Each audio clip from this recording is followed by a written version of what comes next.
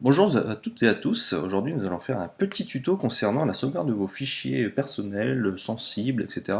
dans un système de cloud du type Dropbox. Alors pourquoi faire ce tuto?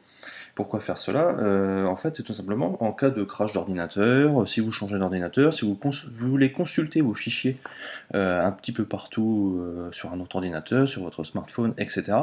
Mais en fait, c'est un système très simple d'accès, très facile, gratuit, vous permettant, comme je le disais, de sauvegarder tous ces fichiers. Alors en fait, au départ, c'était un tuto qui était disponible sur le magazine papier de très très bonne qualité, hein. Je fais un petit peu de pub Canard PC, donc de juillet 2012, numéro 259, avec un tuto hop, qui disait le guide ultime, rapide et définitif pour synchroniser vos sauvegardes de jeux vidéo sur toutes vos machines.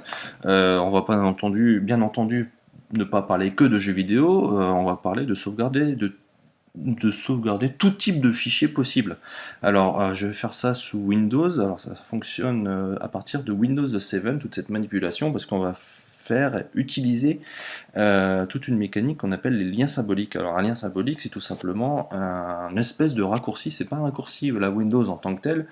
Ça va faire croire au système d'exploitation qu'un fichier et un autre sont identiques, alors qu'en fait, il n'y a qu'un seul fichier réel sur votre disque dur. Malheureusement, avant Windows 7, ça ne fonctionnait pas. Par contre, si vous êtes sous Mac, Linux, etc., dans tous les systèmes Unix, cette manipulation-là peut fonctionner. Alors, je fais cette présentation-là sous Windows. Alors, pourquoi sous Windows? Parce qu'il y a un petit logiciel qui s'appelle Link Shell Extension, qui va vous permettre de créer ces liens symboliques-là facilement. Alors, ça va se faire via clic droit, menu contextuel, etc. Ce logiciel-là est téléchargeable donc sur Internet, gratuit. Et pourquoi l'utiliser? Tout simplement parce que sous Windows, c'est beaucoup plus... Enfin, les gens n'aiment pas trop en fait utiliser le terminal. Alors le terminal, je rappelle ce que c'est le système de commande. Toi, partir le webcam, ça sera moins chiant. Oups. Toc toc toc, bon, il n'est pas affiché là, mais sinon avec un Windows R, vous pouvez faire après CMD. Ici, vous pouvez avec, je sais plus quelle est la commande, je crois que c'est du style MKLDIR, un truc comme ça, je sais plus comment créer des liens symboliques. Toujours est-il qu'avec Link Shell Extension, il va faire tout le boulot à votre place et c'est beaucoup plus sympa. Donc vous tapez ça sur dans Google par exemple, hop, Link Shell Extension, c'est le premier lien qui tombe sur schnigalv.priv.at. Vous allez tout en bas. Hop. Alors bien entendu, le petit logiciel est téléchargeable et utilisable sur Windows 2000, Windows XP, etc. Cependant, vous ne pourrez pas créer de lien symbolique, tout simplement parce que le système d'exploitation ne fonctionne pas. Alors moi, là, je suis sous une machine virtuelle en Windows 7 64 bits, donc je suis dans cette catégorie-là, machine virtuelle ou pas. Bien entendu, ça fonctionne aussi sur Windows 8. Il faut au préalable télécharger un petit truc, c'est du Windows, hein, vous inquiétez pas, il n'y a aucun problème. Alors là, c'est pour la version 64 bits, là c'est pour la version 32 bits, vous prenez celui que vous voulez, et, oups, et bien entendu, n'oubliez pas de télécharger le Link Shell Extension en dessous. Vous voyez, ça prend que dalle au niveau de la place. Après avoir installé ça, il faut bien entendu, au préalable, installer un système de cloud. Donc le cloud, ça va être un système comme Dropbox qui va vous permettre de sauvegarder 2 gigas gratuitement sur des serveurs, vous ne savez pas trop où c'est, peu importe. Voilà. Donc bien entendu, avec Dropbox, vous pouvez, via des systèmes de parrainage, etc., augmenter jusqu'à 3 Go si je ne me trompe pas. Et il y a d'autres systèmes comme Google Drive ou Microsoft SkyDrive qui proposent plus de place. Bref, on va faire ça sur du Dropbox, parce que c'est peut-être le plus connu. Donc vous voyez par exemple dans mon Dropbox, dans mon dossier Dropbox, j'ai installé ça, bon, il l'installe par défaut ici. Et après j'ai créé un petit dossier que j'ai appelé MyCloud. À l'intérieur, j'ai préconfiguré, préinstallé un dossier qui s'appelle software config dans lequel on va installer toutes nos configurations de nos logiciels. Par exemple, moi je vais faire le test avec FileZilla. Mais tous nos logiciels, vous savez peut-être qu'ils utilisent des fichiers de configuration. FileZilla, ça va être les sites internet FTP avec le login, le mot de passe, etc. Mais après, il y en a tant d'autres qui utilisent des systèmes, je sais pas moi, des configurations, peu importe. Ça va permettre de sauvegarder ça là-dedans. Alors pourquoi? Tout simplement en cas de crash ordinateur, par exemple, vous pourrez pas besoin de remettre toutes vos configurations, il suffira juste de réinstaller Dropbox et il fera le reste. Toutes vos configurations seront déjà sauvegardées, donc plus besoin de les refaire. Les seules choses qui seront à refaire sera de créer justement les liens symboliques. Alors on va déjà voir comment créer un lien symbolique. Ça se fait vraiment super facilement. Tout d'abord, je vais vous montrer comment fonctionne le système de configuration chez FileZilla. FileZilla, donc il y a un logiciel de transfert FTP. S'il veut bien s'ouvrir, hop. Donc j'ai déjà créé un site de test qui est vers mon serveur perso, donc j'ai bien entendu caché 2-3 petites informations. Et vous voyez, hop, je peux me connecter. Ça marche du premier coup. Alors FileZilla, pour sauvegarder ces choses-là, il va mettre tout ça dans ce qu'on appelle, communément, les applications de data de votre ordinateur. Vous avez peut-être déjà entendu ce nom-là quelque part. Alors, vous allez sur votre C2 points. Enfin, on peut changer ce dossier-là, mais par défaut, il est là. Utilisateur. Votre nom d'utilisateur. Et à partir de là, vous êtes bloqué, parce que s'il s'agit d'un dossier caché. Vous faites le bouton Alt. Et là, vous voyez la barre de menu qui s'ajoute ou pas. Hop, vous faites Outils, Options des dossiers. Onglet Affichage. Et là, vous voyez Fichier, dossier caché. Vous cochez la première chose, afficher les dossiers cachés et lecteurs cachés. Hop, vous faites OK. Et là, vous allez voir le dossier AppData qui va s'afficher. Tac. AppData. Roaming. Et là, en fait, le dossier FileZilla, c'est au sein duquel il va sauvegarder toute sa configuration. Donc, par exemple, dans Site Manager, c'est un fichier XML, vous allez voir, là, tout à l'heure, ce que j'ai montré, la configuration vers mon site, hop, login, mot de passe, etc. Bien entendu, je suis malin, je l'ai caché, et puis voilà, vous voyez le mot test qui était le petit nom du favori que j'avais ajouté. Donc là, vous vous dites, ça, j'aimerais bien le garder de côté. Un jour, si je réinstalle mon PC, ça sera bien sympa, pas me souvenir trop de mes mots de passe, etc. Ou même, si un jour je suis sur un autre ordinateur, je me souviens pas de mon mot de passe, j'ai juste à installer Dropbox, me souvenir d'un seul mot de passe, et je pourrai accéder à tous mes mots de passe, à tous mes sites, via un autre logiciel FTP. Alors, on va sauvegarder, en fait, cette chose-là dans le Dropbox. Mais on va être un petit peu plus malin, en fait, on va le couper, on va carrément le gicler, coller. Hop. Ici, vous voyez, dans Roaming, il n'y a plus de dossier de configuration dans FileZilla.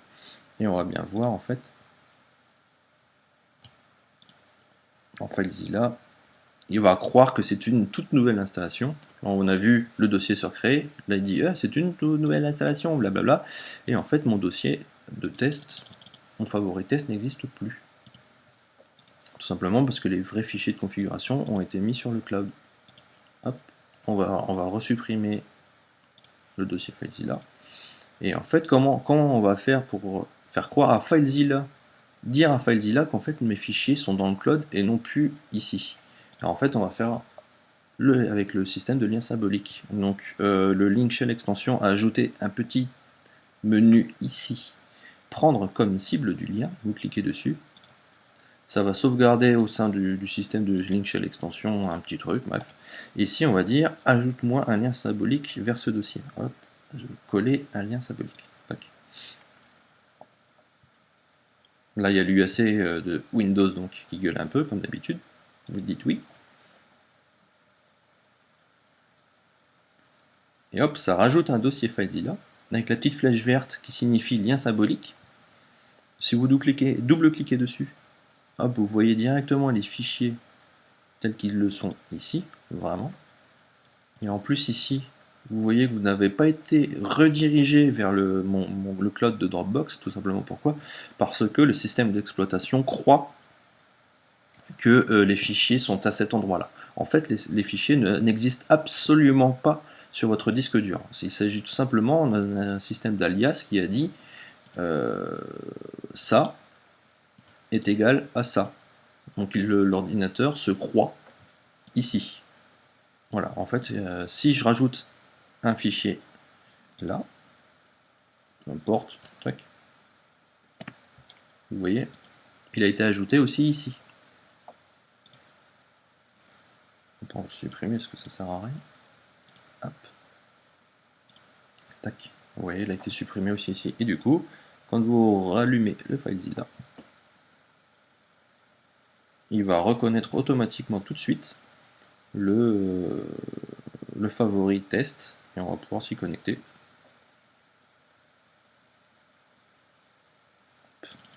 La machine virtuelle qui a un petit peu de mal. Vous voyez, test, je clique et il s'y connecte sans problème. Voilà.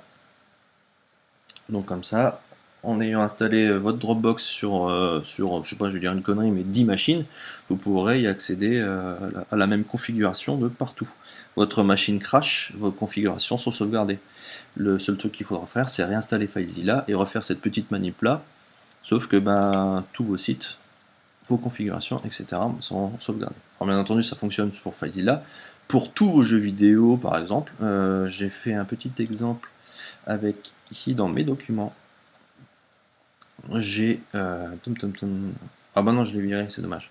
Alors, en fait, j'avais repris un dossier qui s'appelle My Games, qui est créé par tous les logiciels et jeux Microsoft. Par exemple, moi j'avais Dirt 3 et Formula One 2011.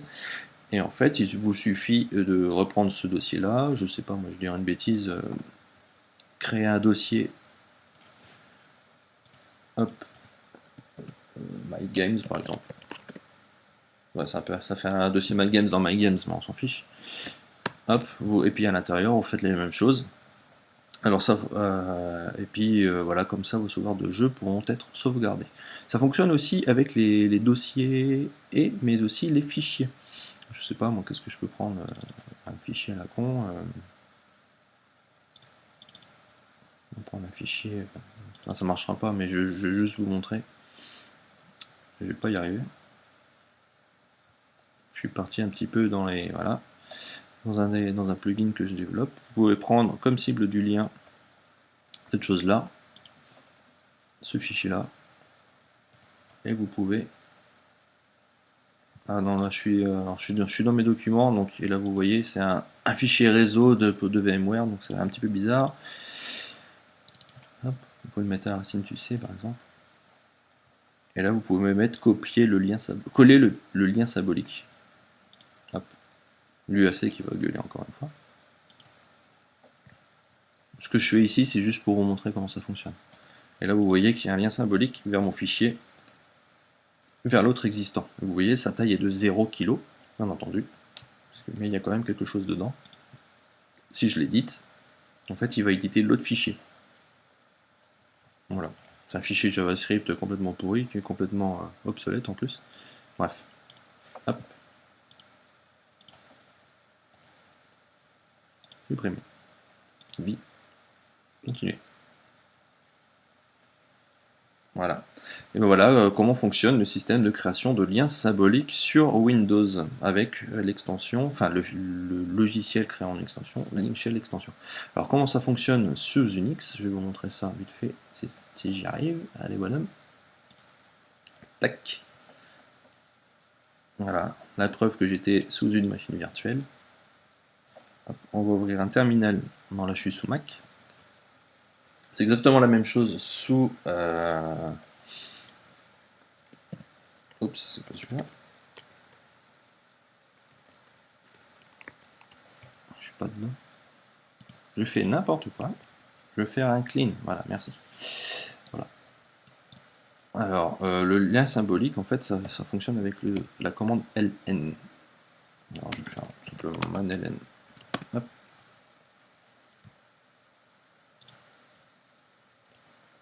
Et vous voyez, système de création de liens. Et si vous descendez un petit peu, avec le S, voilà, création d'un lien symbolique. Ici. Et en fait, en faisant un truc du style ln-s, je sais pas moi, blablabla, blablabla, en fait, vous allez créer un lien symbolique de ça vers ça. Bon, bien entendu, sur Mac, je n'ai pas trouvé de logiciel équivalent en Linkshell extension, mais au moins, le terminal vous permet de créer ces extensions, ces liens symboliques assez aisément. Hop. Voilà pour ce premier tuto. J'espère qu'il vous sera utile. N'hésitez pas à poser n'importe quel type de questions. Je sais que sur Dropbox, vous avez le droit à 2 Go gratuits. Sous Google Drive, que j'utilise personnellement, vous avez le droit à 5 Go gratuits. Ah bah tenez, je vais vous montrer. Parce que je sauvegarde parce que ça fait plusieurs mois que j'utilise ce système. J'ai mon PC qui fume un peu. Je suis sur un MacBook de il y a longtemps. Le Drive.